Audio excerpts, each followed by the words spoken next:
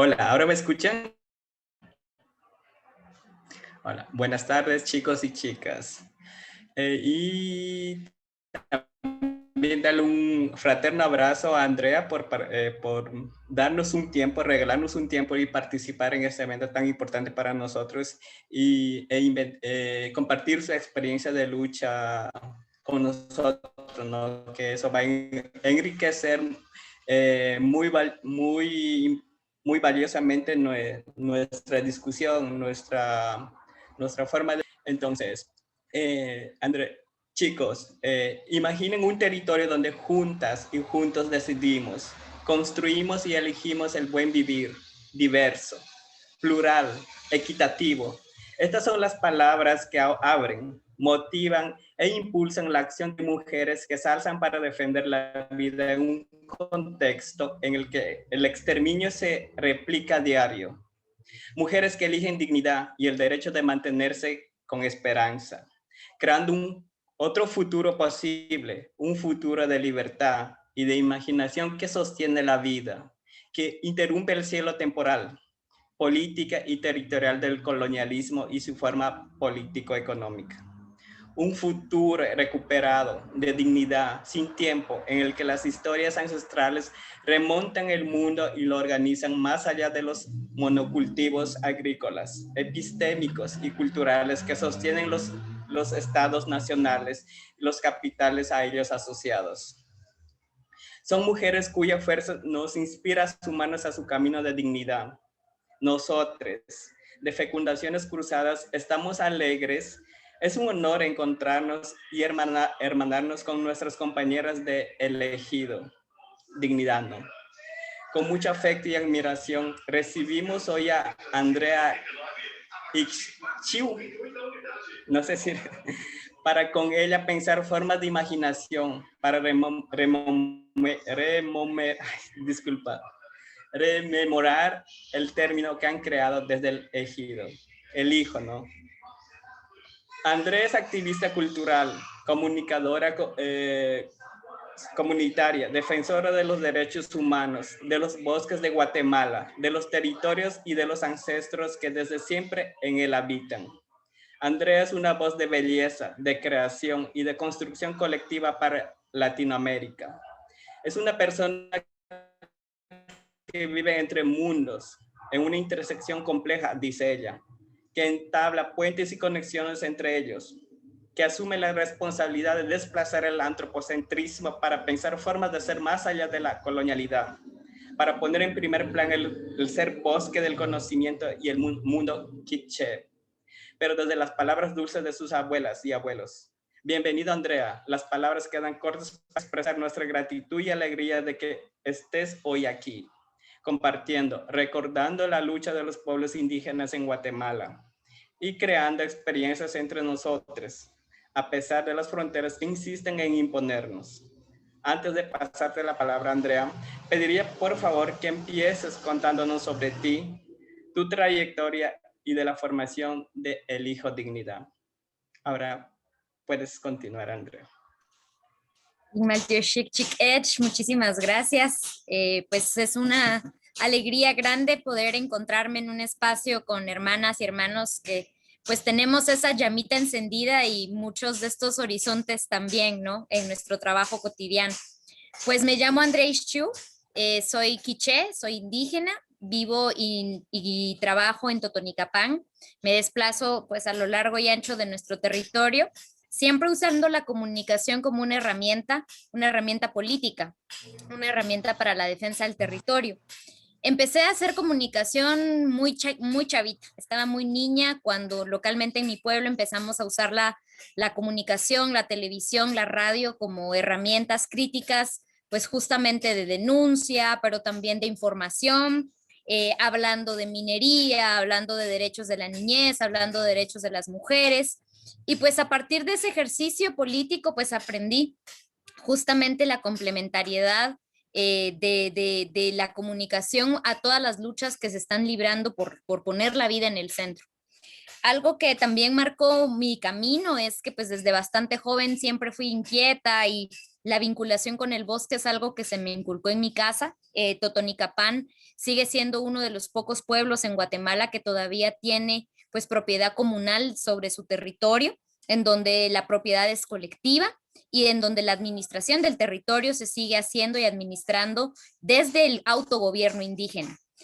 Fui autoridad indígena de mi pueblo y justamente la tarea que se me encomendó fue la de la preservación, cuidado y administración del bosque comunal.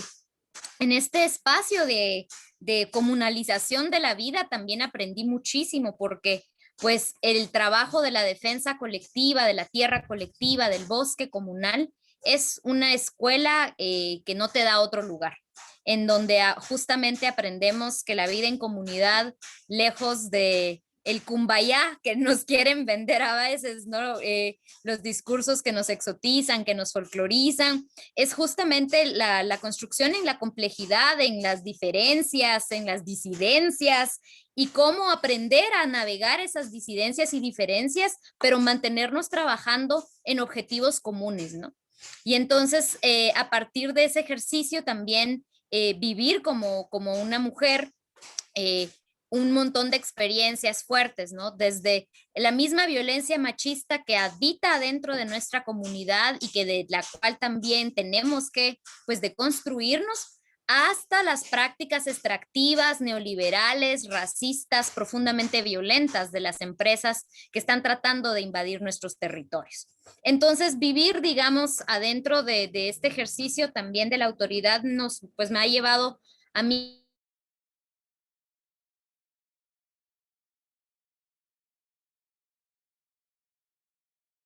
ser.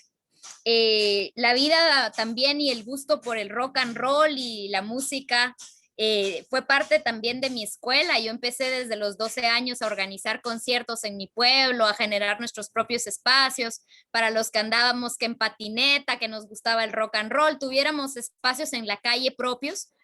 Porque justamente venía de una administración municipal de Estado conservadora, ultraevangélica, prohibicionista, que no nos permitía a los jóvenes espacios para poder expresarnos libremente sin ser estigmatizados. Y pues de alguna manera esa vinculación de la gestión cultural, de la organización de espacios de contracultura, con el activismo también adentro de la propia familia, de la defensa del territorio y de pueblos indígenas, pues son parte de donde aprendí. Y justo en estos dos espacios la comunicación siempre fue clave, ¿no?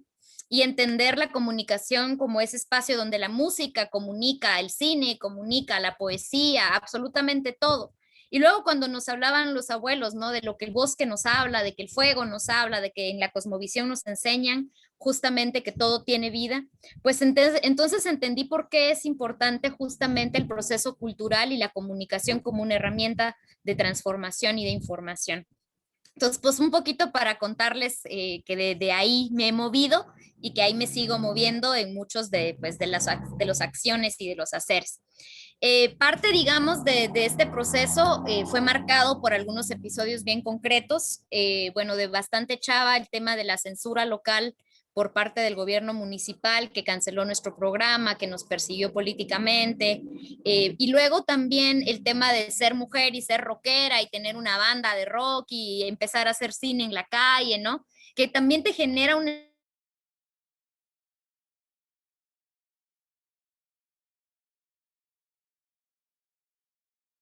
qué debemos y no qué debemos hacer las mujeres y sobre todo las mujeres indígenas, ¿no?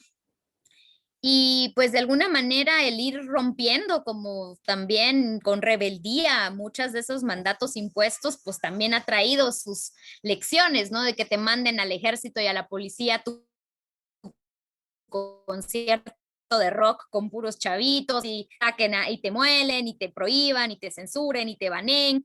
Y entonces aprender con creatividad a cómo contestarle a ese silencio impuesto y buscar nuevas formas. Y luego, pues también yo soy internauta, crecí pues con el Internet 1.0, 2.0 y el Latin Chat, ¿no? Y empezar a explorar la Internet como un espacio en donde, pues sí, uno podría desde crear alter egos y organizar su tocada,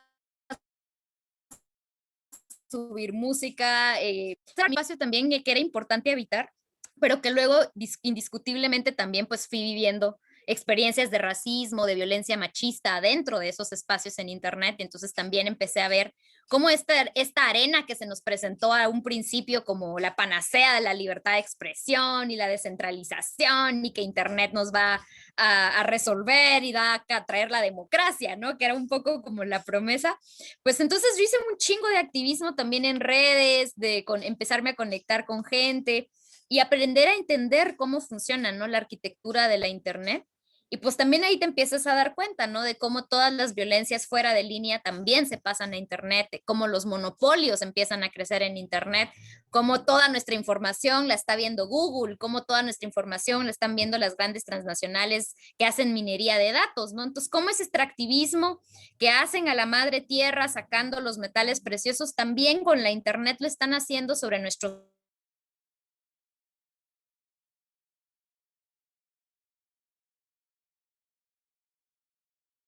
cada vez la publicidad es muchísimo más específica justo por estos procesos complejos de minería de datos, ¿no? Y pues un poco a partir de ahí, como entender esa intersección, y porque también los chavos estamos todo el tiempo viendo ahora los teléfonos en mi comunidad, por ejemplo, producto de las migraciones forzadas. Muchos de mis amigos, parientes, se fueron a los Estados Unidos. Lo primero que hicieron también fue mandar un smartphone. Y entonces mucha banda está empezando a consumirlo todo por YouTube, por Internet, ¿no? Y entonces también habitar ese espacio críticamente, pero hacer llegar contenidos. Entonces, pues por más de 6 años fui fundadora y activa en redes de periodismo digital en Guatemala y de generar televisión comunitaria digital también para llevar contenidos diversos, ¿no? Y un poco hacerlo en idiomas mayas, un poco también nombrar, ¿no? Muchas de las violencias en los territorios vinculadas con extractivismo, con racismo, que estaban pues afectando nuestra comunidad. Ahí pues hice por muchos años procesos de formación en cine comunitario en diversas partes, procesos también de generar contenidos, periodismo en la calle, ¿no? Acompañar las movilizaciones de muchos pueblos, no solo del mío, sino de muchos otros pueblos. Porque justo en el año 2012, y este es otro hito, me tocó ya como testificar y vivir una masacre contra mi pueblo, perpetuada por el ejército de Guatemala, algo que yo solo conocía, digamos, por las historias de mis papás y la guerra, por los libros y la literatura que se ha producido para narrar los horrores del genocidio guatemalteco durante 1954 y 1996.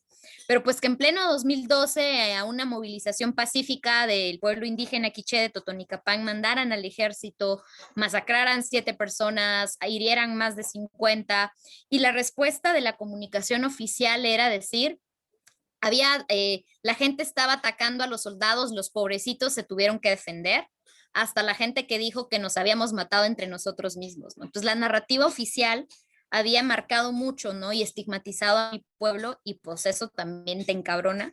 Y pues yo ya venía de estos ejercicios de comunicación, pero ahí pues justamente, ¿no? Tomar la decisión pues de dedicarle trabajo, esfuerzo, empeño, pues a transformar esa rabia, ese dolor en acciones para la transformación, y justamente el nombrar cómo la existencia de estos monopolios de la comunicación en Guatemala pues generaban narrativas que distorsionan nuestra identidad, pero también que criminalizan y que refuerzan estructuras de opresión, ¿no?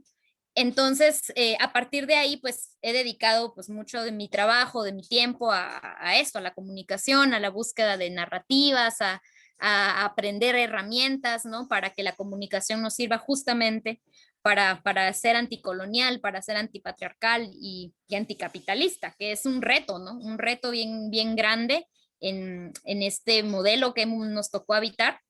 Y pues a partir de ahí, les digo, he pasado por diversas organizaciones colectivas de comunicación, tratando siempre de compartir herramientas, de dejar herramientas para la banda y para que se siga haciendo. Entonces, pues en este momento concreto, con una de las colectivas que se llama Hackeo Cultural, pues hemos venido trabajando una metodología que justamente nos permite hacer análisis crítico de narrativas y poder hacer esto que le llamamos interjecciones, que son mapear los conocimientos colectivos, mapear los saberes comunes y cómo convertimos pues nuestras radicales ideas en sentidos comunes, que es parte de cómo también, digamos, en la estructura de la comunicación ha funcionado y ha operado también.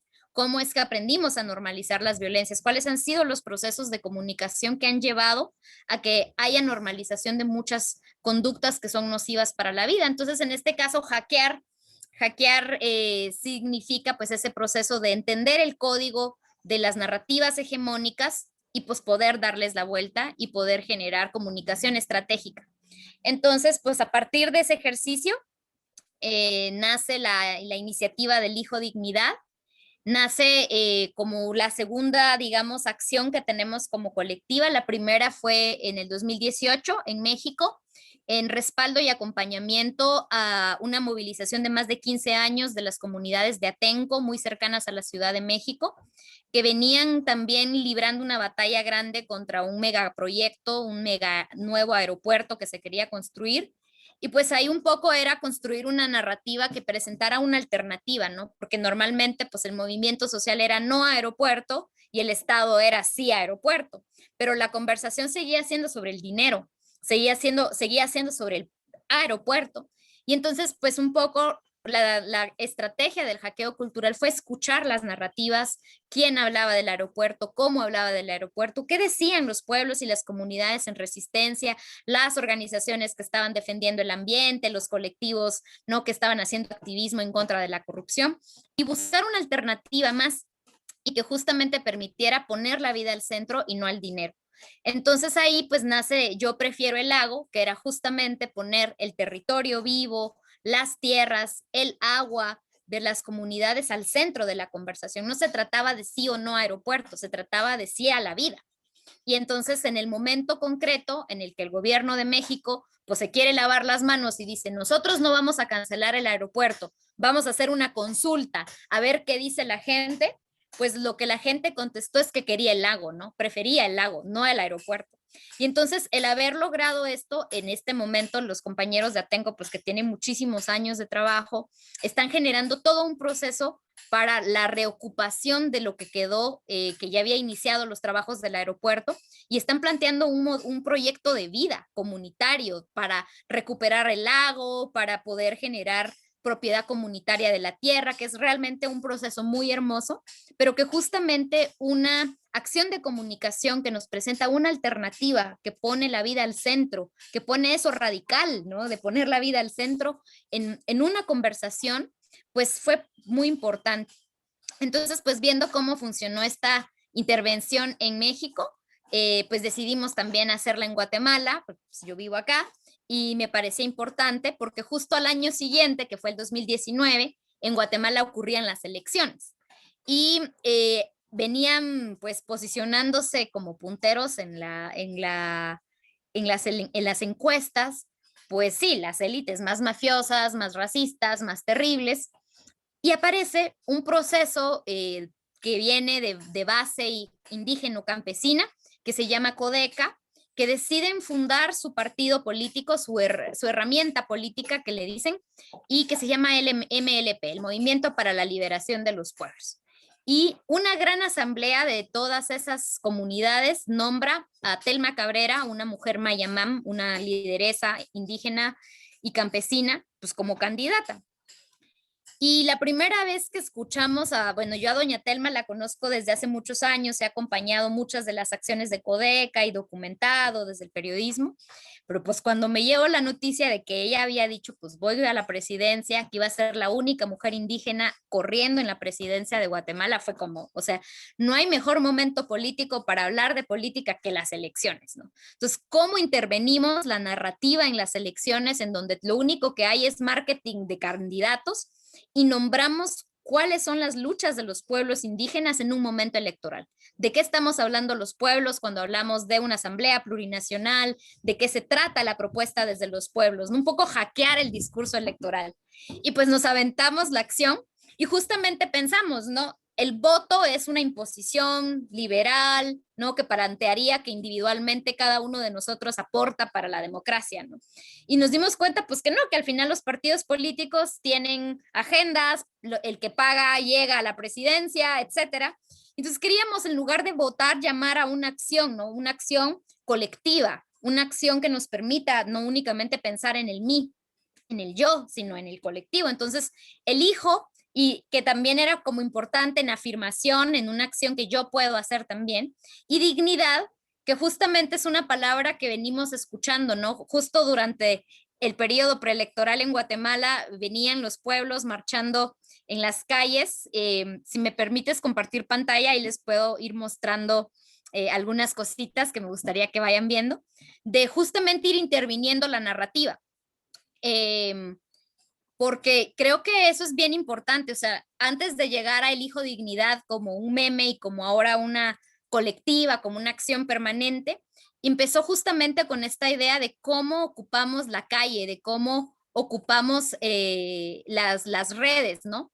Para poder, pues, intervenir una conversación justamente en el momento electoral. Entonces, esto que les voy a mostrar es una bitácora, una sistematización que hicimos de este proceso, y que justamente, pues eso, era una acción en solidaridad con Telma Cabrera, lo que su agenda política representa, ¿no? La posibilidad de un futuro digno, de la organización y de la liberación de los pueblos como una piedra angular de cualquier lucha, y pues que nos sumamos voluntariamente. Hay unas cuantas cabecitas, empezamos con la idea de hacer unos talleres, de compartir la estrategia de trabajo de hackeo cultural con activistas en Guatemala, y pues los que se quisieron quedar a sumar a la acción lo hicieron de manera voluntaria y pues se puso alegre, porque justamente la idea era, pues eso, invitar a la imaginación de construir un pueblo, una nación plural en donde cabemos todas y todos, ¿no? Entonces, un poco, bueno, hay contexto de dónde viene hackeo cultural, de esta reunión en donde distintos activistas en distintas partes, pues nos reunimos a pensar cómo mejoramos nuestro impacto en nuestras acciones en red, los prototipos que habíamos venido trabajando en Guatemala, en México, y pues cuando lo hicimos en Guate, ¿no? Hacer estos talleres en comunidades, y pues nuestra primera intervención fue esta. Estaba caminando por distintas partes del país, la marcha campesina e indígena por la vida, la libertad y la dignidad. Comunidades caminaron por días a la capital del país justamente para pedir una reforma profunda, para pedir que las elecciones, nombrar que las elecciones no representaban los intereses de los pueblos, y entonces pues ahí hicimos nuestra primera aparición y pues pintamos en gigante en la plaza, no voto basura, elijo dignidad, ¿no? Y a mucha gente le quedó resonando y qué onda. Y entonces hicimos ahí otras jugarretas, por ejemplo, esta que ya fue una intervención digital. La hija de un militar que responsable por delito de genocidio y deberes contra la humanidad quería ser presidenta, un poco al estilo de Keiko Fujimori en Perú, en Guatemala la Suri Ríos, que es la hija de Efraín Ríos Montt, que fue condenado por genocidio, pues quiere ser presidenta a la fecha. Y pues empezamos ahí como a jugar con el meme del no voto basura, pues apareció el no voto basuri, lo empezamos a circular un poco como para nombrar y para pues hacerle la jocosidad. Un poco utilizando pues herramientas de análisis de redes, nos pusimos a ver cómo de enero a mayo la conversación alrededor de la candidatura de Telma Cabrera era muy pequeña, estaba completamente centralizada, estaba completamente invisibilizada también. No habían notas de prensa sobre ella, siempre se le mencionaba en el contexto de todos los candidatos, y los otros dos candidatos, Roberto Arzú y Sandra Torres, tenían toda la cobertura periodística, muchísimas notas de todo tipo, ¿no? Y un poco pues empezar a indagar, ¿no? A partir del análisis de medios, ¿por qué se invisibiliza la única candidatura indígena, ¿no? ¿Cómo opera el racismo estructural en las agendas editoriales de los medios? Y pues ahí ya, el prototipo de no voto basura, elijo dignidad quedó resonando, elijo dignidad como una acción afirmativa, de fuerza, que nos permite asumir un papel, asumir un lugar, ¿no? Actuar colectivamente, pues quedó, y decidimos dejarle a la acción elijo dignidad. Y entonces, pues nombramos primero como un objetivo visibilizar la candidatura de Telma y lo que representa, que era poner al centro de la discusión electoral la elección de una vida digna. Y justamente ahí, pues hacer un cartel súper lindo también, ¿no? Que narre desde la dignidad y empezar a moverlo. El póster se movió, que fue una locura, la gente lo tomó, lo remixió, le hizo cambios, Y entonces ya empezamos a generar contenidos diversos para otras redes, ¿no? Para poder habitar toda la internet de distintas maneras. Y ahí es en donde empieza a poner alegre, ¿no? La repercusión del meme, pues lo que pide es reforzarlo. Y justamente también nos fuimos dando cuenta de las narrativas electorales, ¿no? Que es bien interesante también cómo opera esa comunicación, cómo los candidatos se esfuerzan por acercarse a la gente, obligar al niño a la foto, ¿no? Para aparecer acá. Y justo lo que pasaba con Telma es que pues su trabajo es de base comunitaria y la gente la conoce, y entonces territorio al que llevaba, pues las compas se hacían la selfie, ¿no? Entonces un poco nombrar de la selfie donde cabemos todos, ¿no? Y esa diversidad de pueblos. Y empieza a levantarse el meme del hijo dignidad en un momento en el que era bien interesante de ir compitiendo contra los hashtags de partidos de fútbol. O sea que es en Guatemala una locura. Cualquier conversación queda completamente borrada de redes cuando hay una conversación sobre fútbol. Eso es de todo de lo que se habla, ¿no? Es bien loco. Y cómo invisibiliza cualquier otro tipo de intervención en las redes. Y pues así, digamos, fue subiendo. Les digo que fue una acción súper cortita, fue en corto de un par de semanas antes del día de las elecciones, no lo hicimos con mucho tiempo, sino fue como muy, muy situada. Decidimos actuar justamente en el momento como más álgido de la conversación electoral. Y algo también importante es que los diferentes hashtags y mensajes nos mostraban cómo crecía el interés por saber quién era Telma Cabrera. Eso fue bien loco, o sea, como las tendencias de búsqueda, de justamente toda esa invisibilización que habían hecho los medios empieza a romper a partir de que la gente empieza a buscar quién es ella, ¿no? Y un poco también el ejercicio de explicar ideas complejas de manera sencilla. ¿De qué se habla cuando se nombra el buen gobierno desde los pueblos? ¿De qué se habla cuando se nombra una asamblea plurinacional? ¿De qué se habla cuando nombramos desigualdad estructural? Cuando hablamos de racismo, ¿no? Y hacer algunas infografías que permitieran reforzar y luego llamar a redes, llamar de las redes a las calles, justamente intervenir este espacio de salir solo de internet y pasarnos a la calle, a la acción de la conversación con el vecino, tomar el espacio público, etcétera, ¿no?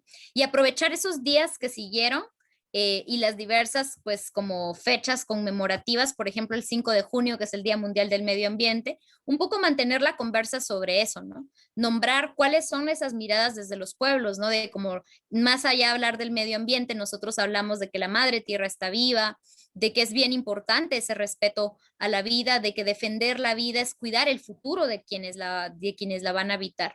Y pues ahí ya nos había un poco desbordado que la gente empezó a hacer sus propios memes del hijo dignidad y un montón de cosas, ¿no? Y también nos empezamos a dar cuenta de que había que tener una conversación respecto de cómo el discurso de odio se estaba tratando de apropiar de nuestra narrativa y de cómo lo neutralizábamos y promovíamos una reflexión crítica al respecto.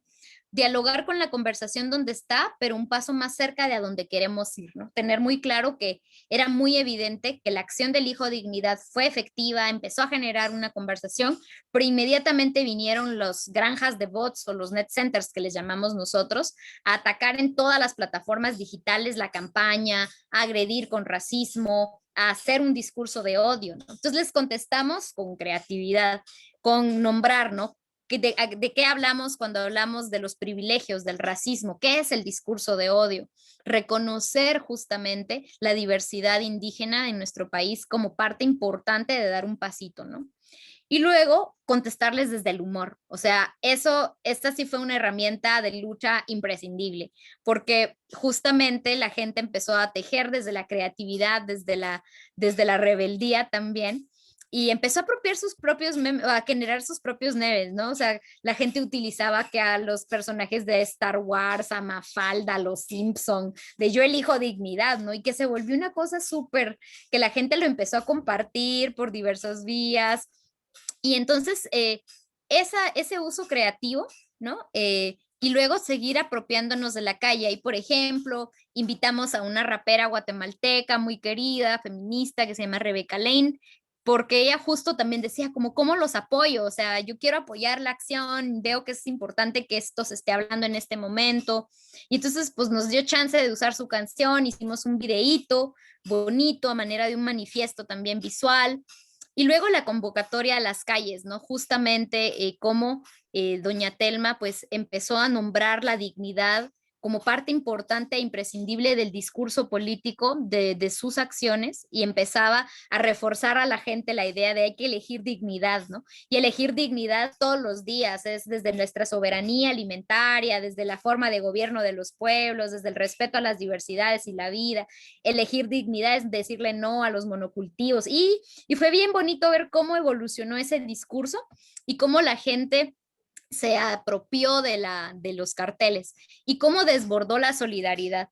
Por ejemplo, pues nosotros fuimos una red pequeña, autogestiva, y de repente unos compañeros en Estados Unidos súper emocionados, así como, oigan, ¿cómo apoyamos?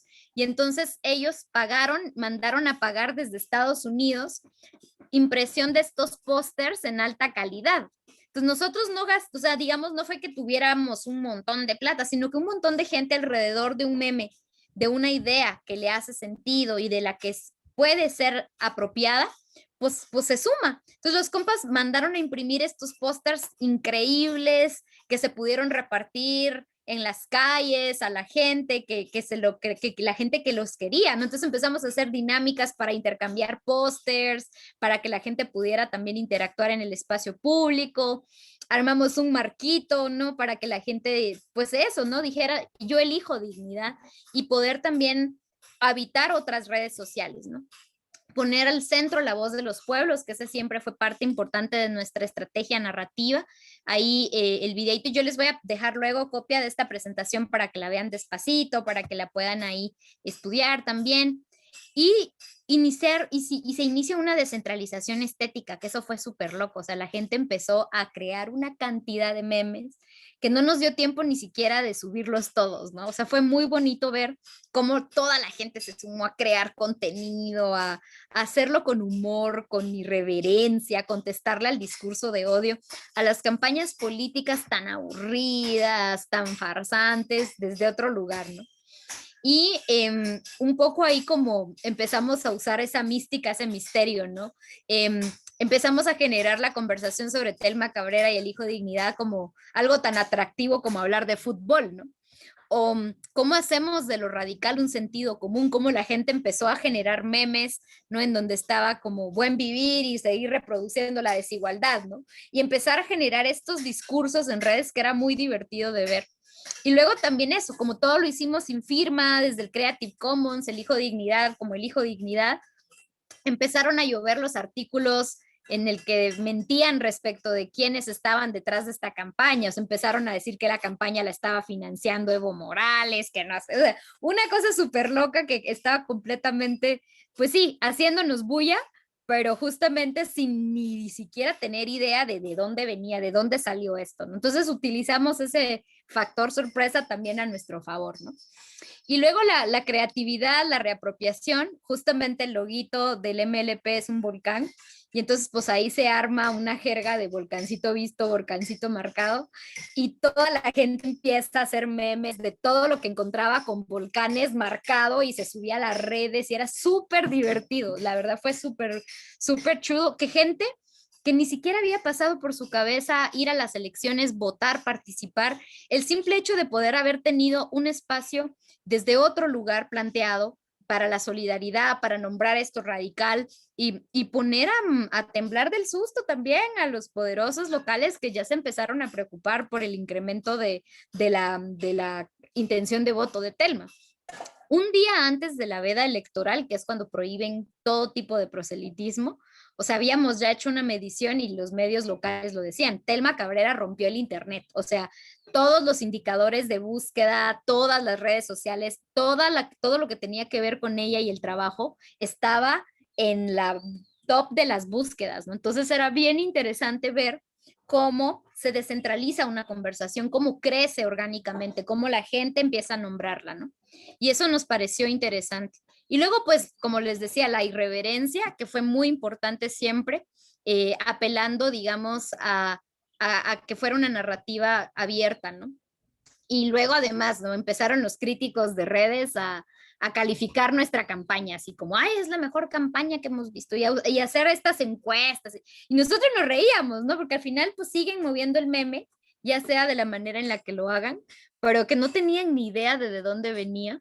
Y que incluso los mismos partidos políticos estaban sacados de onda, o sea, como hicieron un montón de campaña con mucho dinero y con poca efectividad, y de repente aparece un montón de memes y que la gente estaba pues riéndose a lo loco, cuestionando el racismo, haciendo todo tipo de conversas alrededor de qué significaba la dignidad y la vida digna, ¿no?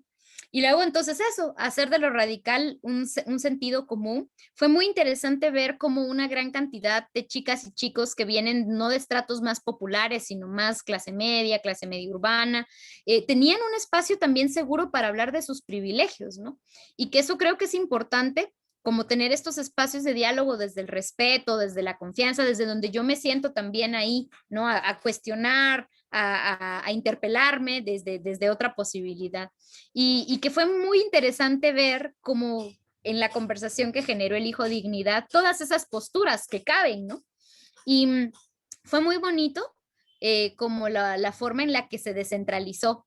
Vean, por ejemplo, si ustedes recuerdan la primera gráfica que les mostré de cómo era la conversación sobre Telma Cabrera y antes de toda esta intervención, era chiquita y centralizada. Esta es la conversación el día anterior a las elecciones, cuando desaparecen las cuentas oficiales, desaparecen los intermediarios, donde la gente conversa entre ella misma. Es una conversación que se extendió, ¿no? O sea, que desbordó.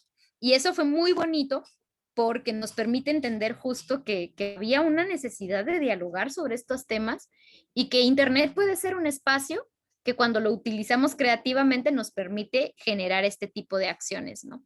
Y luego el día de las elecciones, que pues para la banda no era lo más importante ganar la elección, sino justamente el proceso, de cómo se replica y cómo la gente lo apropió, como estaba prohibido hacer hashtags, la gente lo que fue a poner su dedito con el volcán y lo movía en las redes sociales y se empezó a replicar y la gente salía del centro de votación y hacía sus videos y cómo era una reapropiación lúdica de símbolos hegemónicos, ¿no? El dedo marcado de las elecciones, pues cómo la gente lo empezó pues también a jugar. Y una narrativa que trasciende lo coyuntural y también le habla a los que están indecisos, ¿no? O sea, como la gente que dice, yo no voy a ir a votar, pero yo elijo dignidad, ¿no? O alguien que nombra, yo es la primera vez que voy a ir a votar con convicción, o por ejemplo, yo elijo dignidad, no voy a votar solo por Telma, ¿no? O sea, ¿cómo caben todas estas formas distintas, ¿no? A, a entender. Y pues eso estuvo bonito, o sea, como la gente siguió haciendo más memes, ¿no? O sea, como yo elegí dignidad, pero no voté por Telma Cabrera. Y la gente seguía hablando, ¿no? Y luego hasta quienes descalifican tienen que replicar el meme, o sea, como, ay, sí, ustedes son la dignidad y no sé qué, pero de todos modos está replicando la conversación y nos permitió otras formas de acción política. Hubo gente que no fue que fue a votar, pero que fue a escribir a la papeleta en grande, elijo dignidad, ¿no? Este sistema no me representa. Entonces, ¿cómo es una conversación que trasciende eso coyuntural y permite otras formas de acción política? De alguna manera sí vemos que como fue muy efectiva es que hubo un crecimiento en un 360% en menos de un mes en la presencia justamente de esta candidatura. Y lo más impresionante es que Telma pasó de estar en los últimos lugares previo a todas las intervenciones digitales a quedar en el empate técnico del tercer lugar. Y el día de las elecciones estaba el presidente de las cámaras del agro, de la industria, de la banca de Guatemala dando una conferencia de prensa en el centro de cómputo oficial donde estaban subiéndose los datos. Y nunca voy a olvidar su cara cuando Telma Cabrera subió al tercer lugar en la intención de voto y el tipo se descolocó completamente. Fue así como, recuerdo al presentador de noticias también súper choqueado diciéndole como, ¿y qué opina de esto que está pasando con Telma Cabrera? Y el hombre se tomó la cabeza no puedo entender el voto para Telma Cabrera, ¿no? Entonces, justamente fue hackearlos, ¿no? O sea, estaban súper sacados de onda, sintieron temor de que, por Dios, vamos a hacer otra Venezuela, porque esa es la amenaza que nos hacen abusivamente todo el tiempo, ¿no? Como una descalificación a procesos populares de base, ¿no? Insurrecciones, le tienen pánico. Entonces el tipo estaba nervioso, descompuesto, tuvieron que ir a corte y estaban discutiendo, ¿no? De todos estos hombres blancos y fue muy interesante ver cómo efectivamente cuando podemos generar una conversación en un momento específico, podemos generar, ¿no? Acciones que mueven, que hacen ruido. Mucha gente nos decía, ¿no? Si se hubiera tardado esta campaña una semanita más, Telma gana, ¿no? O sea, hubiera llegado a más gente, ¿no? Y muy chistosa, ¿no? O sea, toda la forma en la que la gente lo fue apropiando, lo fue viendo. Entonces, acá como les hago ese comparativo, de enero a abril, esta era la campañita de alrededor de Telma Cabrera, esta conversación. En mayo empieza a aumentar, en junio, pues es esta constelación enorme, ¿no? Cómo se complejiza y aumenta una conversación, ¿no? Y cómo se descentraliza, que es también lo más importante. Era una red pequeña, la red del Hijo Dignidad, siempre fuimos los 5 pelones, ¿no? Pero que logramos generar una narrativa que conectaba con otros, ¿no? Y cómo tiene conectividad narrativa. Dignidad fue la palabra más utilizada en la conversación sobre Telma Cabrera. La red del Hijo Dignidad se mantuvo pequeña, pero tuvo capacidad de descentralización. Y cómo hubo ahí una inevitable hackeo de medios que pasaron de la invisibilidad total a aparecer en las tapas de todos los medios, en el Guardian, en el New York Times, en La Hora, ¿verdad? Hacer esta intervención que ya no solo fue local, sino que también apropió y la conversación en otras partes, ¿no? Y cómo cerrábamos la conversación electoral, pero abríamos una nueva, que era salir de esa coyuntura.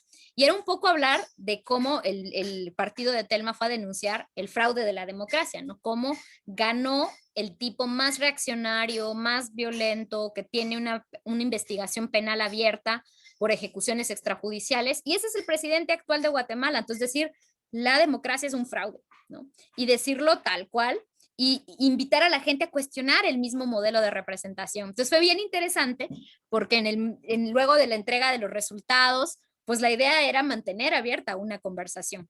Y un poco acá, como contarles, ¿no? Que justo nosotros nos planteábamos, bueno, este marquito nos sirve un poquito para mapear las narrativas, y pues justamente que hay narrativas que vienen desde otras formas de conocimiento, que otras que son más desde la cultura popular, narrativas que vienen desde el espacio del espectro de las leyes, las políticas y la teoría, la academia, y que pueden ser narrativas que nos ayuden a reforzar el sistema, a complementarlo, a hacer una alternativa, o que buscan desmantelarlo, ¿no? Entonces justamente usamos este análisis cartesiano un poco como para ayudarnos a situar en dónde queremos mantener nuestra conversación, hacia dónde la queremos, ¿no? Movilizar.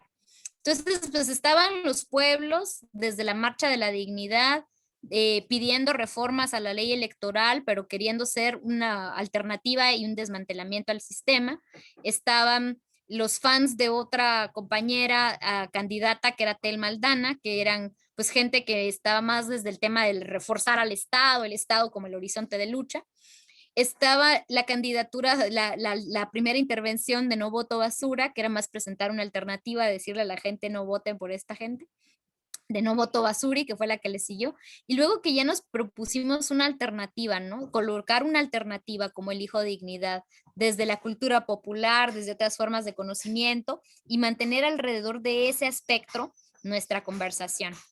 Entonces, un poquito ahí les dejo esa parte, esa guía, para que conozcan un poquito cómo se planteó el proceso del Hijo Dignidad, y que luego ya se convirtió ahora en una campaña latinoamericana justamente para visibilizar a los pueblos que están en lucha, que están en transformación, y que se ha convertido en un repositorio, ¿no? También donde hemos acompañado desde la gráfica, desde donde hemos acompañado también desde la intervención digital, y acompañar diversas luchas, ¿no? Por ejemplo, antirracistas, cuando hubieron movilizaciones en Chile, nosotros nos sumamos con todo también, ¿no? A visibilizar justamente que hay una agenda que le estamos planteando a los pueblos, y que es el reconocimiento, pues, de nuestras diversidades y de nuestras nacionalidades propias, y que eso es un mínimo, ¿no? Que estamos exigiendo, y que hay un montón de otros planteamientos que vienen desde los pueblos y las naciones para hacer transformaciones, ¿no? Y que ya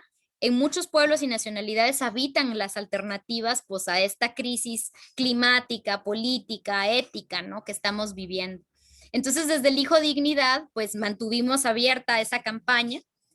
Telma Cabrera, pues, se reunió con nosotros, nos dijo, oiga, mantengamos esto vivo, está bonito porque esto va más allá de las elecciones. O sea, mi aspiración no era ser presidenta de Guatemala, sino nombrar que hay muchas cosas que están mal, aprovechar esta visibilidad, sigamos, ¿no? Y entonces, pues, empezamos a hacer un montón como de visibilización, de movilizaciones, de comunidades, de pueblos, y luego invitar a hermanas y hermanos de otros territorios. Justo con el proceso de la pandemia, que fue bastante fuerte, y la forma en la que el encierro y el uso político de la pandemia ocurrió en Guatemala, pues nos hizo justamente pensar qué estaban pasando en diversos pueblos indígenas alrededor de esto, ¿no?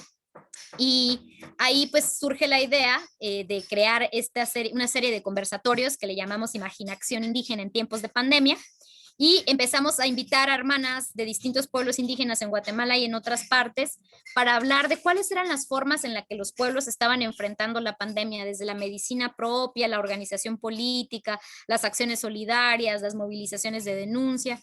Y luego empezamos pues a conversar sobre arte, sobre comunicación indígena, sobre medicina indígena, sobre medios de comunicación y su rol en la pandemia, y empezar a escuchar las diversas experiencias de las hermanas, ¿no?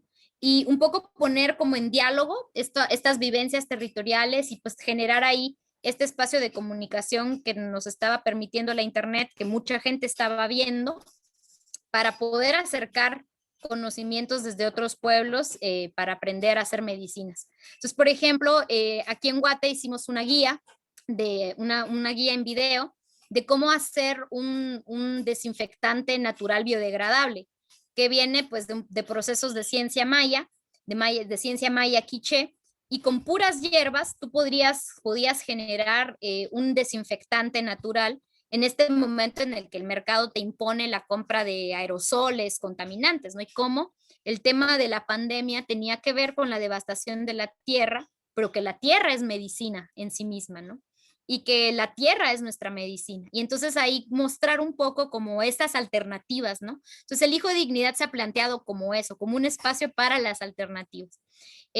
Hicimos este proceso de imaginación indígena, y luego la campaña de Es hora de cambiarlo todo, justamente visibilizando diversas movilizaciones antirracistas, anticapitalistas, antipatriarcales que estaban ocurriendo en el momento de la pandemia, ¿no? La reacción de los pueblos a los incendios en Amazonía, la reacción de los pueblos movilizándose en Chile, movilizándose en Haití, movilizándose en Bolivia, y un poco como acompañar desde la gráfica esa parte también. Y luego, pues el colectivo, como empezamos a hacer análisis de la pandemia y del discurso y de la comunicación en la pandemia, y entonces pues preparamos un documento, este documento que se llama Hackear la Pandemia, en el que invitamos a narradores, cuentistas, artistas, gente que encontrara ahí información que le era útil, y que pudiéramos seguir analizando juntos en qué manera podíamos hackear esta pandemia y aprovechar ese espacio de encierro donde mucha gente estaba viendo su teléfono para acercar otras narrativas.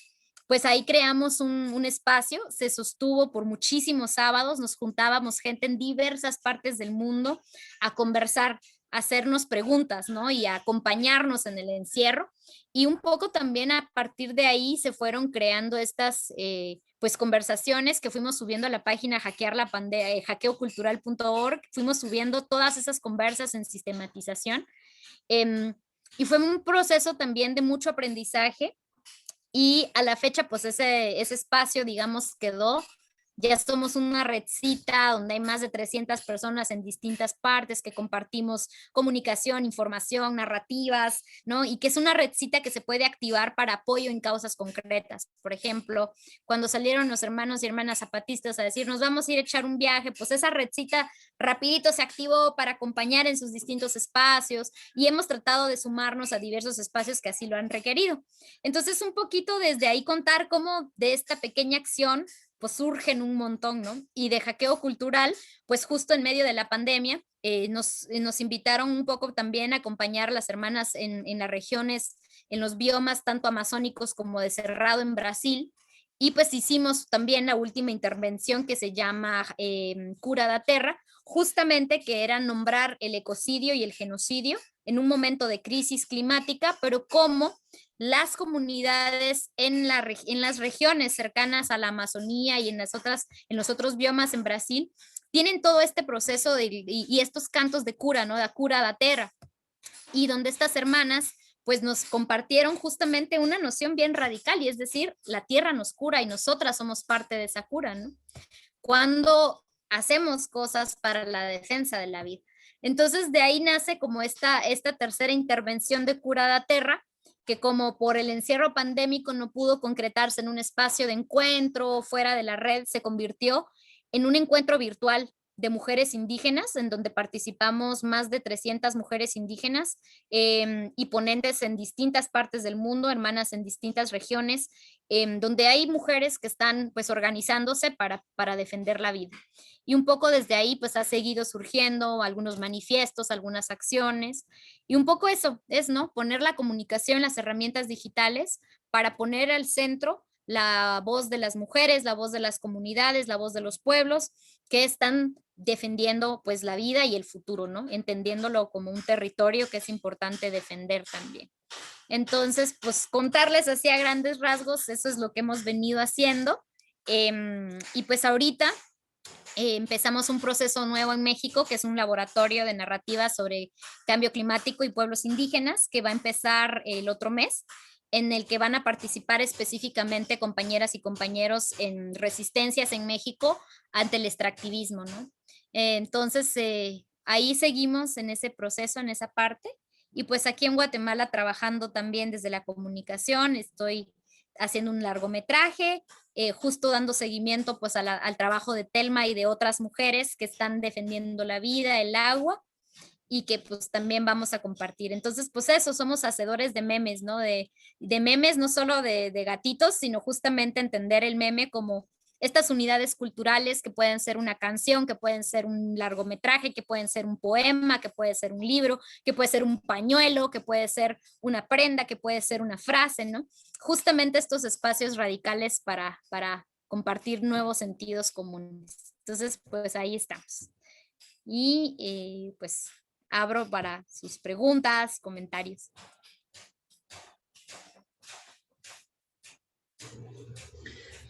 Bueno, voy a hacer un pequeño síntesis de lo que Andrea nos ha expuesto de una forma muy rica y detalladamente de toda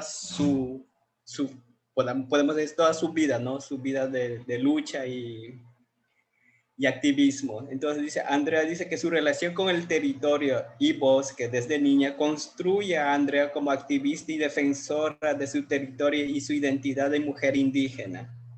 Y por las violencias ejercidas a su pueblo por parte del Estado, la lleva a buscar la forma de construir el discurso del Estado que persigue y criminaliza a los pueblos indígenas. Y así encuentra la forma de desarmar el discurso racista y de odio a través del humor, utilizando la tecnología y las redes sociales. Y cómo esa lucha que fue localizado en Guatemala, la lucha por la preservación de la vida, ¿no? Se ha vuelto visible internacionalmente. O sea, eso es algo que tenemos que valorar mucho porque no todos pueden llegar a abarcar internacionalmente, ¿no? Y parece la lucha de las mujeres muy interesante y creo que es más o sea, y admira a las mujeres, porque buscan la forma de cohesionarse, de juntarse, de llegar a enfocarse en una lucha que a veces los hombres no conseguimos, bueno, los del sexo masculino a veces. Entonces, ahora abro a preguntas. Si alguien tiene alguna pregunta, por favor. ¿No? Yo quisiera hacer una pregunta a Andrea. Bueno, primero, Andrea, agradecerte muchísimo por lo que compartes. De veras, hay que saludar, digamos, la creatividad política de tu trabajo, el tuyo, de tus compañeras. Son una inspiración de veras. Entonces, muchísimas gracias. Lo otro que quisiera hacer es recuperar algunas expresiones que utilizaste ahora cuando nos estabas platicando con elementos de producciones del colectivo, ¿no? Entonces, hablaste, por ejemplo, de cómo la tierra es la cura, ¿no? Y al mismo tiempo hablaste también de la necesidad de poner la vida en el centro de las narrativas, ¿no? Eso en lo general de lo que estabas hablando ahorita, ¿no? Pero en otros momentos, en otras intervenciones que has hecho, has dicho, por ejemplo, que vivir la memoria histórica es también el futuro, ¿no? Y hablas de eso en especial acordándote de las enseñanzas, del conocimiento que heredas de tus ancestros, ¿no? Y empiezas, eres la voz en off, ¿no? De ese video tan maravilloso en Mirada Profunda, y empiezas la narrativa así, te voy a citar. Nuestras historias son tan viejas como el bosque, y como el abuelo bosque son un cuerpo vivo.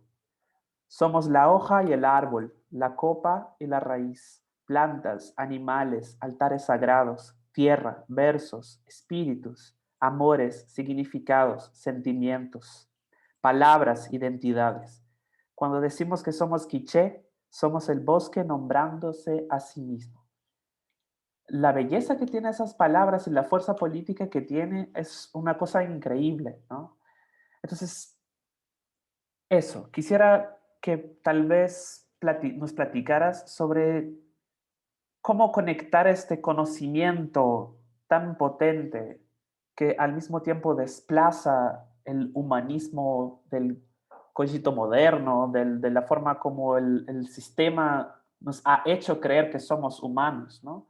Cómo eso se conecta con todo ese potencial político de la intervención en las redes, de la constitución también de redes por esta vía, por este camino, que es un poco también lo que nosotros hemos tratado de ensayar en fecundaciones, ¿no?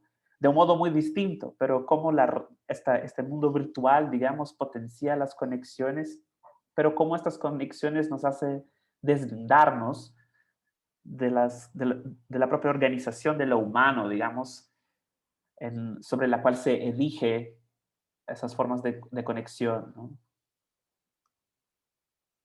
Eso es. Gracias, Lucas. Sí, pues bien, vean, la comunicación a mí me ha dado muchas herramientas y que me han sido compartidas también. Hay una colectiva en México que se llama Colectivo de Prácticas Narrativas. Es a través del trabajo que ellos hicieron y que los compañeros pues, sistematizaron también, que aprendimos a hacer estas escuchas poéticas a partir de preguntas, justamente porque el conocimiento pues es colectivo, ¿no? Y esto que tú lees al principio justo es resultado pues de una escucha poética a preguntas importantes sobre pues quiénes somos nosotros, por qué queremos contar esta historia, por qué hicimos este hackeo, qué es lo que queremos cambiar. Y a partir de ahí surge esta voz en off que recoge pues ese sentir, ese pensar y que creo que desde el sabernos plantear preguntas y el tener escucha de poetas para escuchar cómo ese conocimiento ya habita en nosotros, es importante, ¿no? Y cómo cuando le sistematizamos a ese tipo de escucha, pues podemos construir poesía construida desde nuestra voz colectiva y eso es muy, muy bonito y muy importante. Este ejercicio pues es parte también de la metodología que usamos en Hackeo Cultural, que tomamos un poco de esas enseñanzas de las prácticas narrativas para construir voces colectivas y un poco justamente poder hacer narraciones poéticas, ¿no? Justamente así como lo menciona uno de los compas de nuestra colectiva, que los activismos necesitamos estar más cerca de la poesía que de la teoría, ¿no? En la forma en la que comunicamos, porque muchas veces estamos comunicando desde el academicismo, pues que nos van a entender los que entienden ese código nomás, y que por eso es tan importante el uso de metáforas y el uso de poesía, justamente, pues para hacer de lo radical un sentido común. Y pues desde ahí un poquito contarles que esa fue como la experiencia de la construcción de la voz en off y justo nombrar eso, ¿no? Que ya esa poesía habita en nuestros pueblos, o sea, el quiché, solo la palabra quiché es el árbol dulce, ¿no? Y además del árbol viene el agua, viene la vida, somos sus hijos, somos sus nietos, ¿no? Entonces un poco como también los idiomas propios de los pueblos traen esa poesía ya adentro, ¿no? Y pues venimos de ese legado de grandes poetas quichés como Humberto Acabal, Rosa Chávez, que han construido justamente poesía desde nuestra vivencia y nuestra mirada. Entonces, un poquito por ahí viene esa inspiración, esa necesidad y, y justamente hacer esa vinculación. O sea, cuando hablamos de que el futuro es un territorio a defender, también nombramos de que no hay futuro sin memoria y que la memoria larga de estos pueblos tiene mucho que compartir, mucho que enseñar, ¿no? Y que necesita ser revisado. Ahí un poquito espero haber contestado.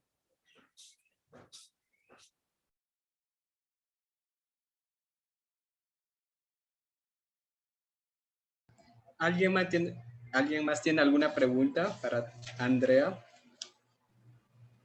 Yo tengo dos preguntas, pero Bruno. tendré que hablar en portuñol. Ok. Bien. En el video que Lucas comentó, Mirada Profunda, alguien dice que vivimos en una guerra que nunca acabó, que no ha acabado. Y me gustaría que hablas un poco sobre esa idea de que vivimos una guerra, porque, y aquí es mi segunda pregunta, algo que tenemos intentado pensar juntos en fecundações cruzadas, es la idea de la alianza, del encuentro, de las posibilidades de crear una lucha en común, pero una lucha que se conecta de alguna forma.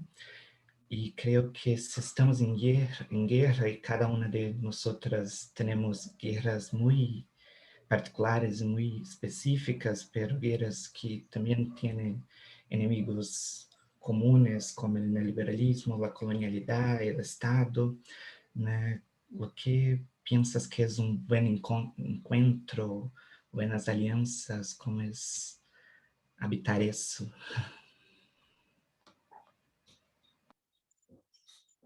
Gracias, Bru.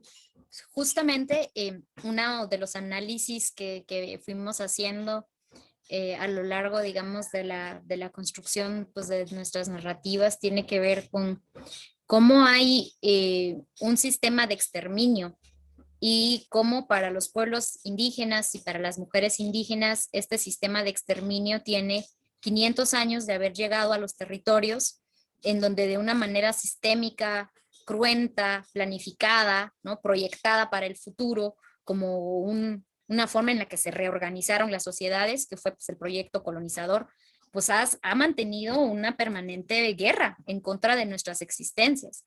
Y justamente que esta guerra se ha perpetuado de diversas maneras, ¿no? De forma ideológica, a partir de diversos aparatos que van desde la iglesia, los medios de comunicación, las universidades, las escuelas, en donde son espacios en donde se replican pues los monocultivos de historia, ¿no? Y en donde se replican los monocultivos también de existencias. en donde solo hay una sola forma de ser. O sea, un poco citando ahí lo que nombra otro pensador en Brasil, Krenak, Ailton Krenak, un poco como la humanidad es ese pequeño club, ¿no? Selecto al que no todo mundo tiene acceso y que hemos estado tratando de pelear por los derechos humanos, tratando de entrar a ese club, pero que es profundamente blanco, colono, desigual, ¿no?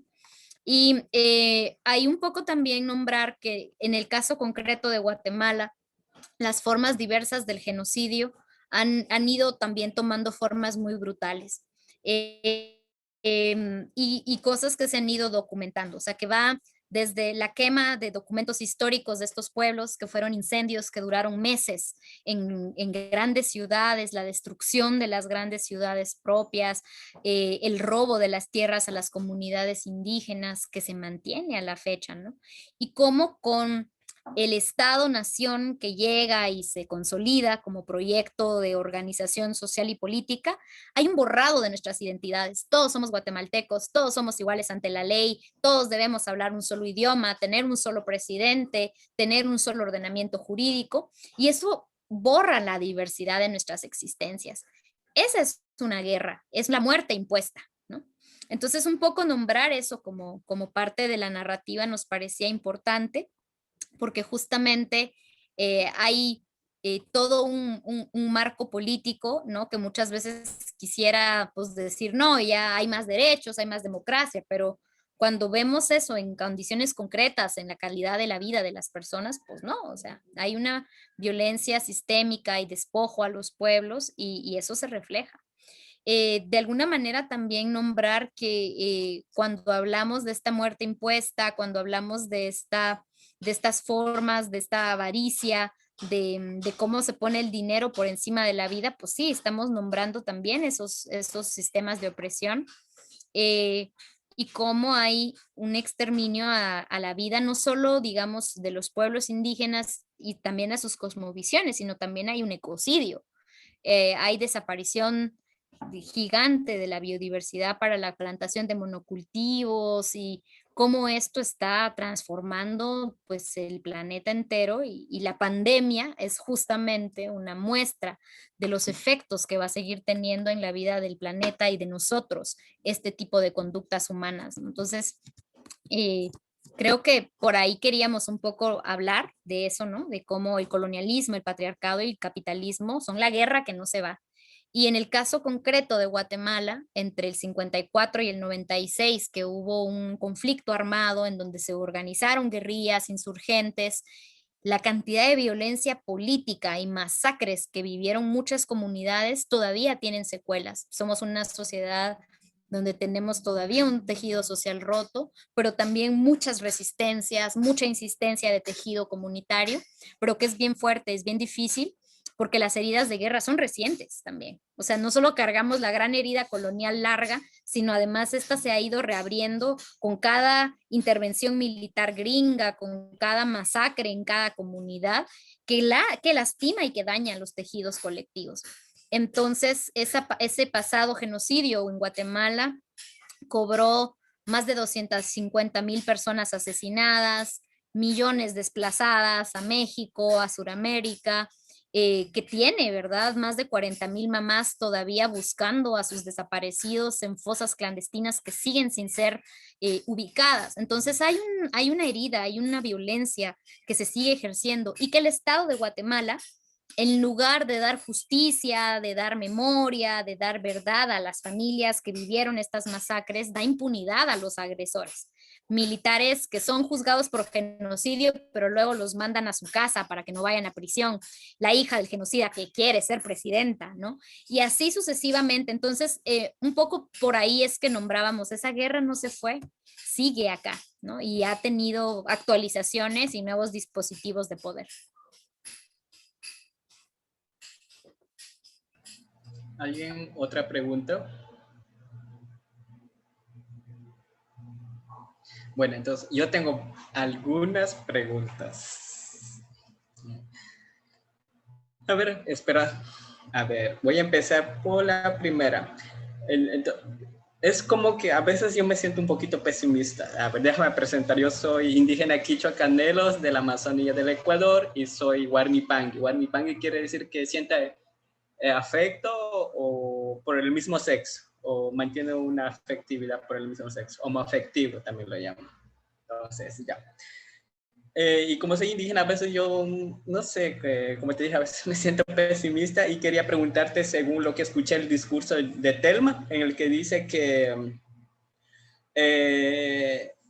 el gobierno está sujeto a los sistemas, ¿no? A los sistemas que mantienen el poder económico, material, los ricos.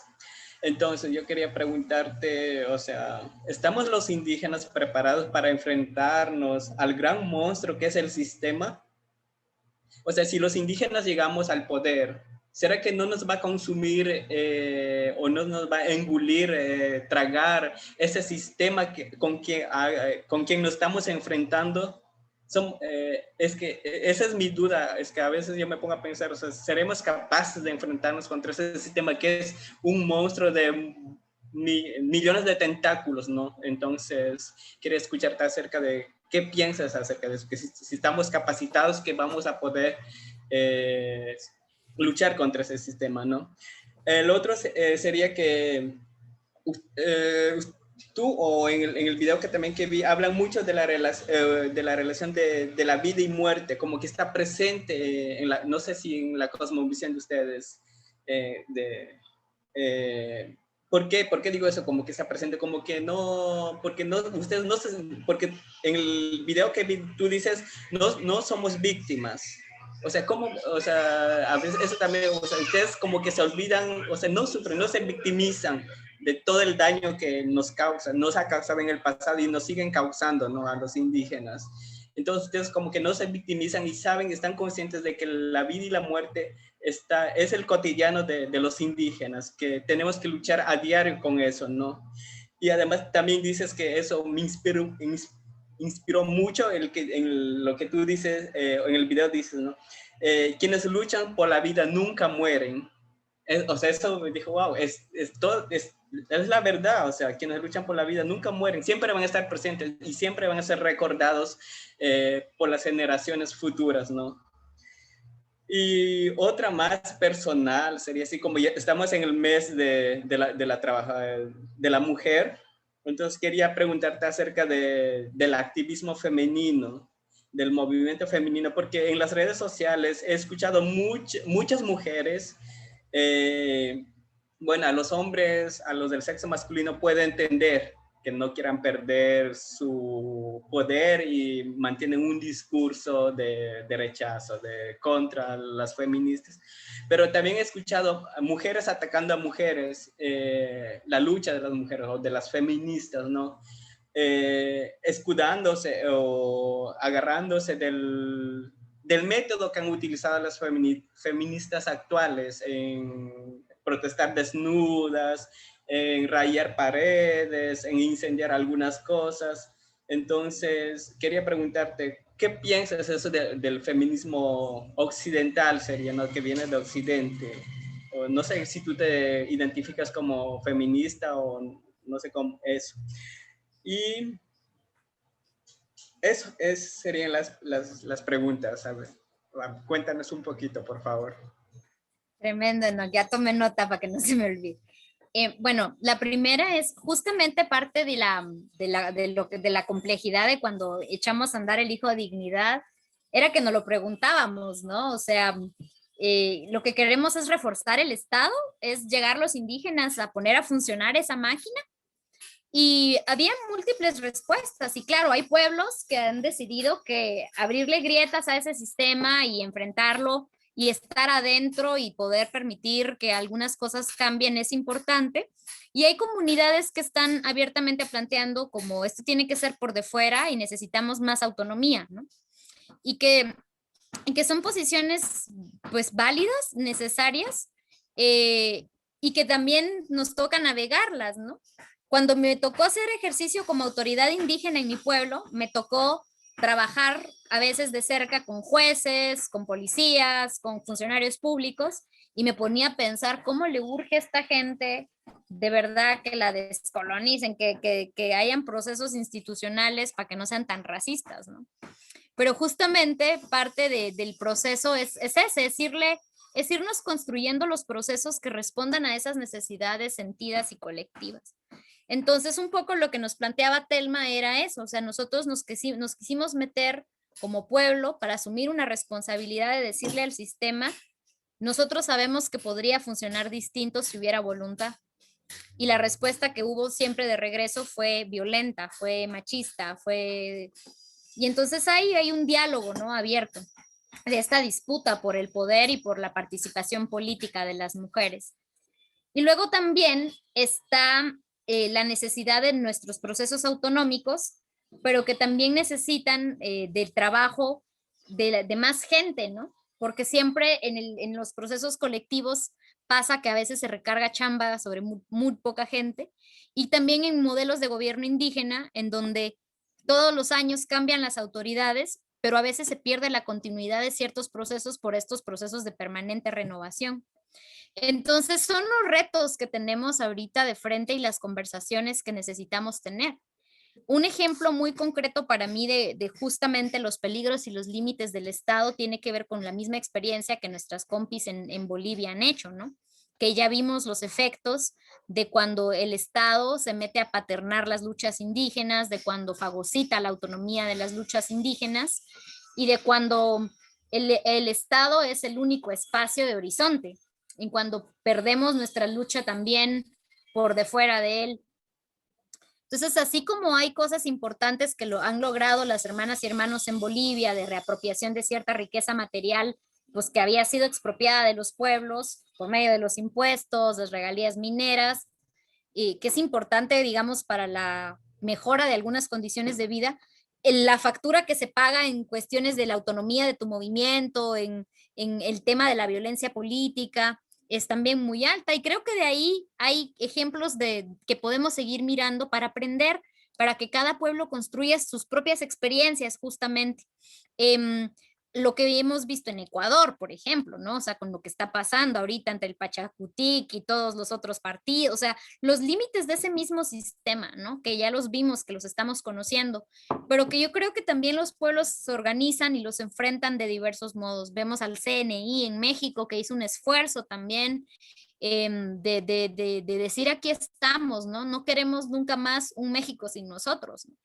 Entonces yo creo que son valiosos y son necesarios estos espacios, y que hay, yo digamos, respeto mucho esas posiciones de las comunidades que deciden enfrentar al sistema, meterse a lo electoral, meterse a la lucha institucional, porque hacen sus esfuerzos y su trabajo, y creo que lo importante es no dejar de construir nuestros procesos por de fuera, ¿no? Fortalecer nuestros procesos autonómicos, de autogobierno, de organización, de propias economías, de tener alternativas. Creo que de eso se trata un poquito también esta conversación. ¿Cuáles son las alternativas que estamos creando, que tenemos cercanas, que queremos reforzar, justamente pues para empezar a hacer estos cambios que queremos, esta transición a esos lugares que queremos?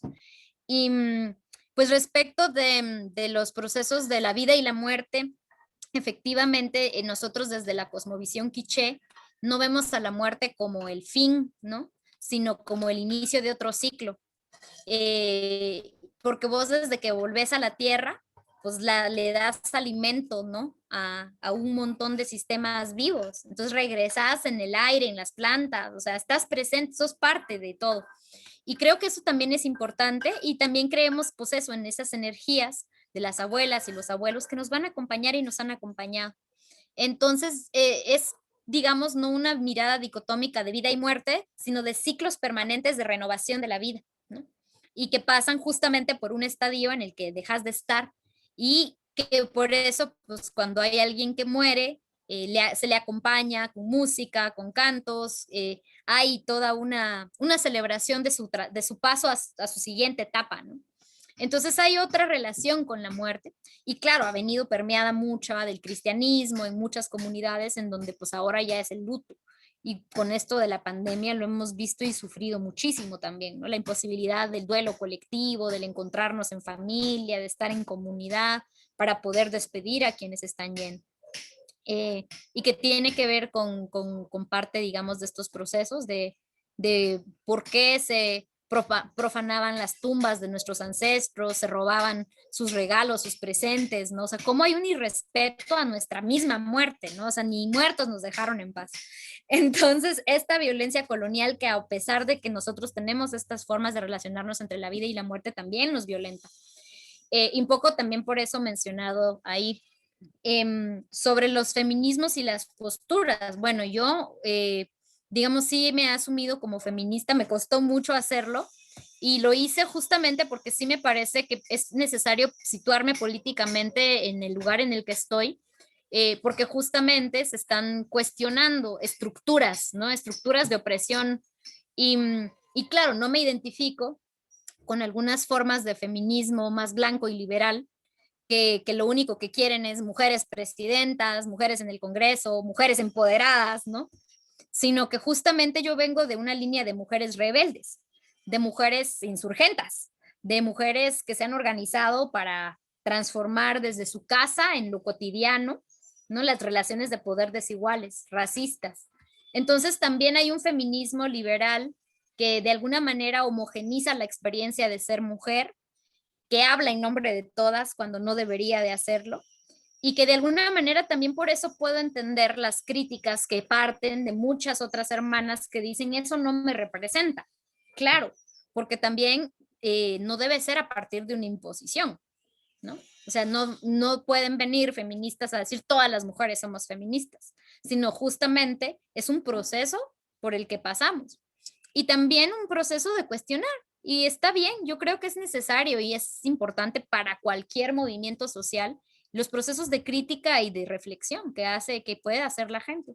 Y por supuesto, también podemos entender que hay mujeres que estamos muy cómodas en nuestra posición de poder y privilegio con que las cosas no cambien, porque también hay mujeres que se han beneficiado de estos sistemas de opresión patriarcales, racistas.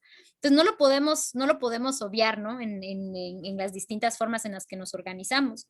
Y por eso, pues digamos, yo desde que viajé a Bolivia hace muchísimos años, conocí pues a algunas compañeras, ahí a la Adriana Guzmán, a las feministas comunitarias, que me hicieron conectarme con esos otros feminismos que están cuestionando el racismo, que están cuestionando estas estructuras de opresión también adentro de nuestros propios territorios, y que es bien importante tener estas reflexiones internas y que de alguna manera también nos nombran, ¿no? El extractivismo colonial como una violencia también que muchas veces el feminismo liberal no nombra, ¿no?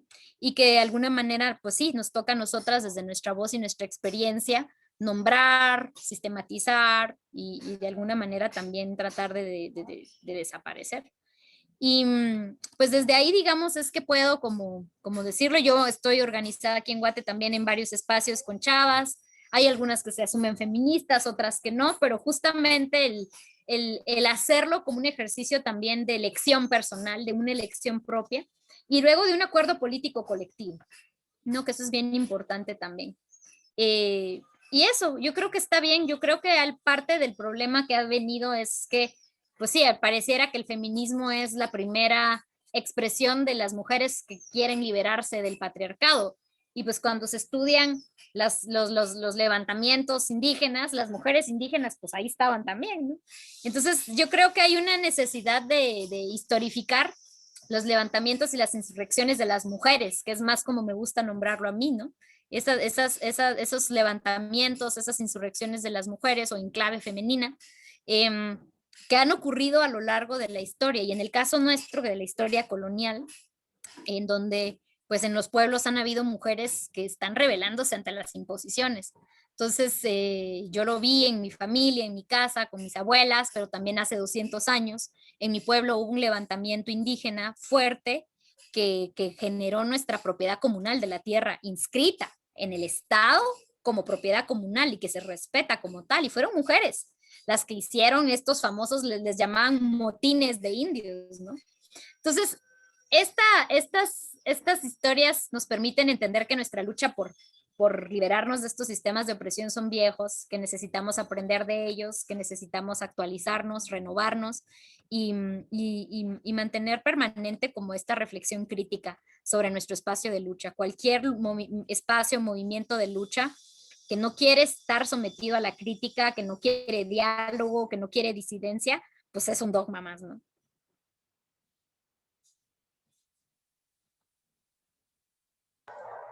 Muchas gracias, Andrea. Ahora, fue perfecto.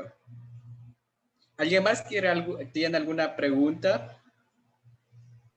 Yo sí,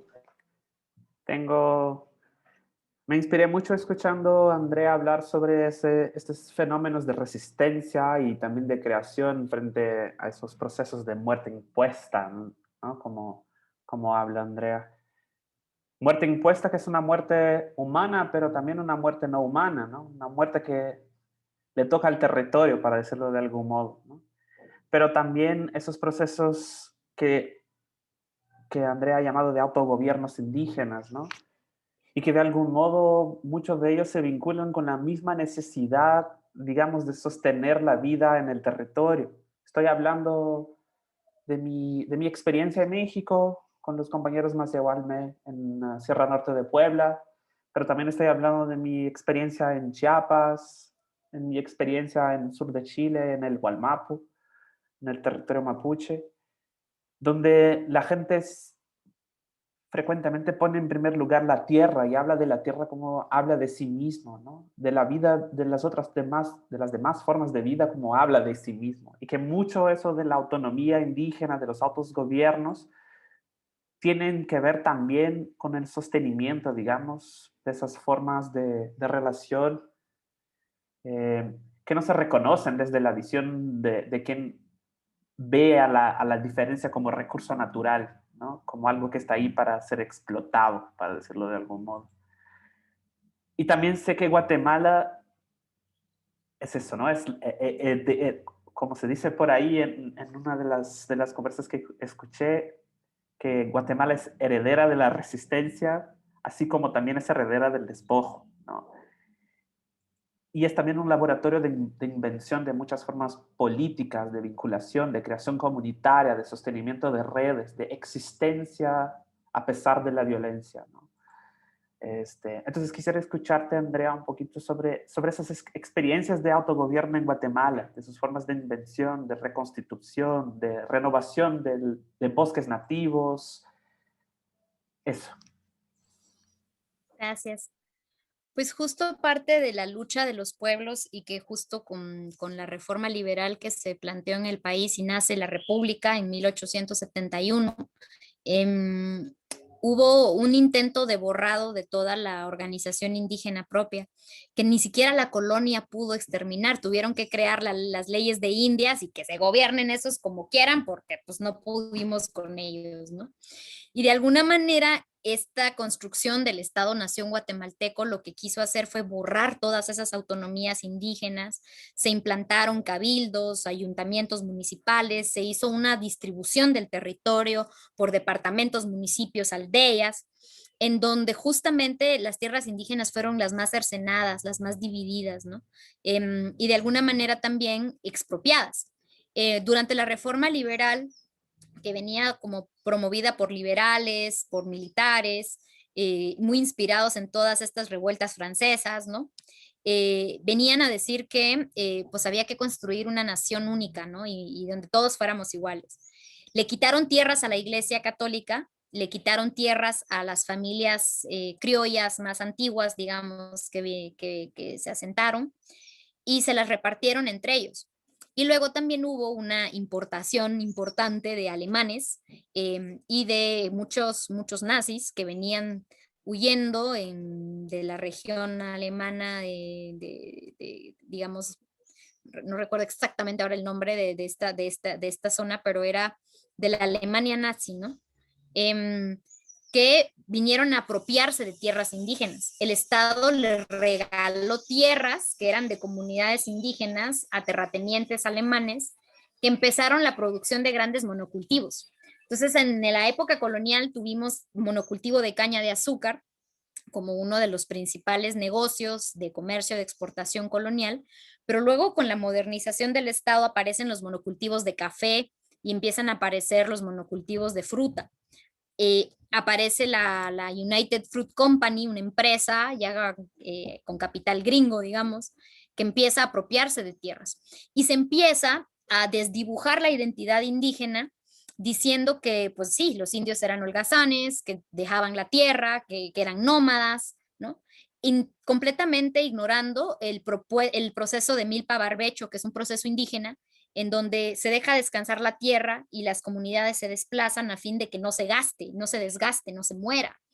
Y entonces esta forma de vivir y de habitar el territorio lo utilizaron justamente para decir que esas eran tierras baldías. Y entonces, como tierra baldía, la regalan, la inscriben, la venden y se vuelve propiedad privada. Entonces, con ese modelo, digamos, de expropiación de las tierras indígenas, de cómo se vuelven propiedad privada, cómo entran a manos de latifundios ya de caña, de palma, aceitera, y ahí empieza como a complejizarse la cosa, ¿no? Entonces, ese proceso no ha acabado.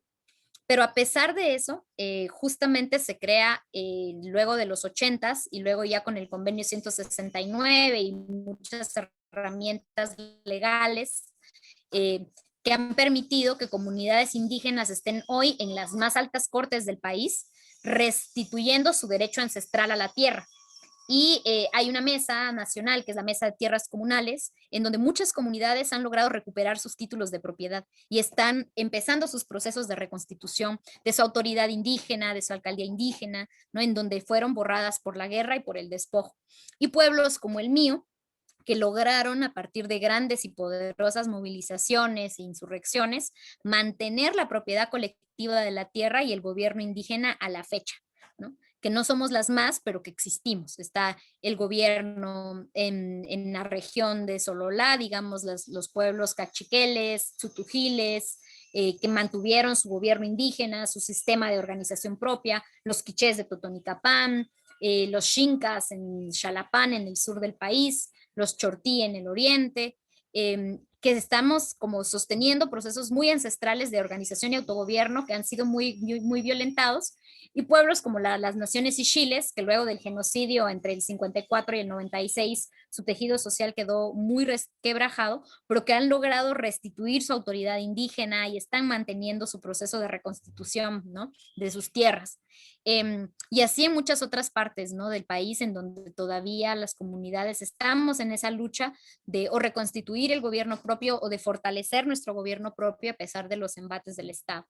Entonces, es un modelo en permanente movimiento, que también tiene sus retos, sus contradicciones, sus luchas internas, pero que es un proceso humano que nos muestra que formas de organizarnos políticamente más allá del Estado son posibles, ¿no? Y son efectivas para resolver nuestras necesidades esenciales, que van desde la forma en la que tenemos el agua, la forma en la que resolvemos conflictos con nuestros vecinos, ¿no? La forma en la que nos organizamos para gestionar algo que nos hace falta a todos, etcétera.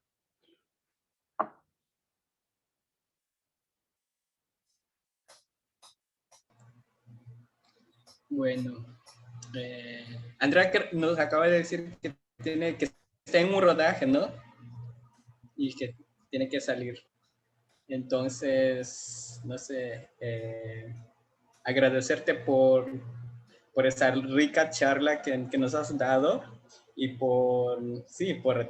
también por hacerme sentir más seguro de mí mismo, que a veces soy inseguro. Escuchar una mujer con esa voz tan fuerte, tan segura de sí misma, como que te da esperanza, te despierta de esperanza, que no te hace sentir solo en este mundo de sistemas, dominado por sistemas, ¿no? Entonces, dominado por el dinero.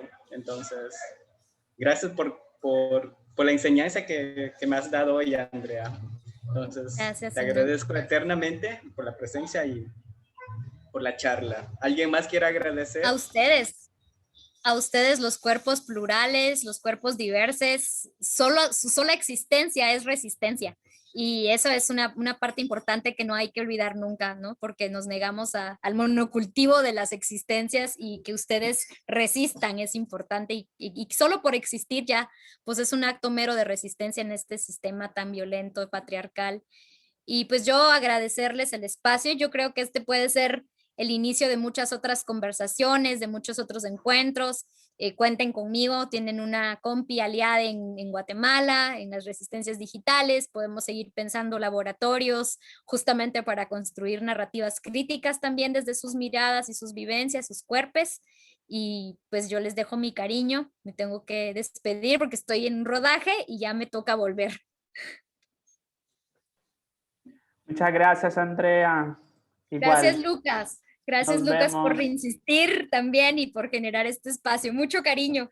Sí, nos vemos, cuídense. Nuestro Ya mandé afecto a al las correo la hermanas. presentación. Sí, por favor, transmite nuestro afecto también a las compañeras por allá. Yo les comparto. Hasta pronto. Gracias.